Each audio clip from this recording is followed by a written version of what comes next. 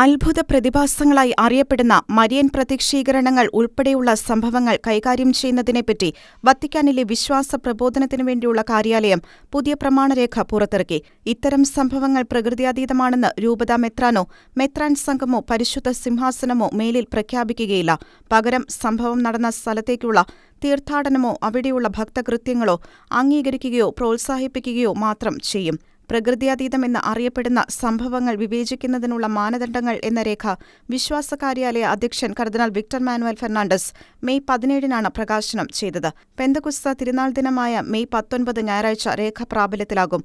പുതിയ രേഖയനുസരിച്ച് അത്ഭുതകരമായ ഒരു സംഭവമുണ്ടായാൽ രൂപതാ മെത്രാൻ അക്കാര്യം വിശദമായി പഠിച്ചതിനുശേഷം വിശ്വാസ കാര്യാലയത്തിൽ റിപ്പോർട്ട് സമർപ്പിക്കണം. അതേപ്പറ്റി എന്തെങ്കിലും പ്രഖ്യാപനം നടത്താൻ രൂപതാ മെത്രാന് അധികാരമില്ല. ഒരു ദൈവശാസ്ത്രജ്ഞനും കാനൻ നിയമവിദഗ്ധനും ഒരു വിദഗ്ധനും ഉൾപ്പെടുന്ന സമിതിയെ നിയോഗിച്ചു വേണം രൂപതാ മെത്രാൻ ഈ പഠനം നടത്താൻ. യഥാർത്ഥ ദൈവവിശ്വാസം വളർത്താനും അത് അന്ധവിശ്വാസമായി അധപതിക്കാതിരിക്കാനും പുതിയ മാർഗനിർദ്ദേശങ്ങൾ ഉതകുമെന്ന് കർദിനാൾ വിക്ടർ മാനുവൽ ഫെർണാണ്ടസ് ചൂണ്ടിക്കാട്ടി. 4 പതിറ്റാണ്ടുകൾക്ക് ശേഷമാണ് പ്രകൃത്യാതീത അത്ഭുതങ്ങളുടെ വിവേചനവുമായി ബന്ധപ്പെട്ട മാർഗരേഖ കത്തോലിക്കാ സഭ പ്രസിദ്ധീകരിക്കുന്നത്. പ്രത്യക്ഷീകരണങ്ങളുമായി ബന്ധപ്പെട്ട് പൊതുവണക്കം അനുവദിക്കുന്നതിന് മുൻപ് സഭ അവയെക്കുറിച്ച് പഠിക്കണമെന്ന് 1978 പ്രസിദ്ധീകരിച്ച രേഖയിൽ വ്യക്തമാക്കിയിരുന്നു.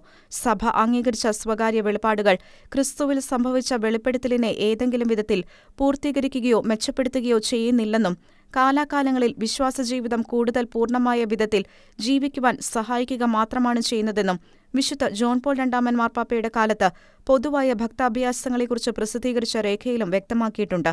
International desk, Shekinah news.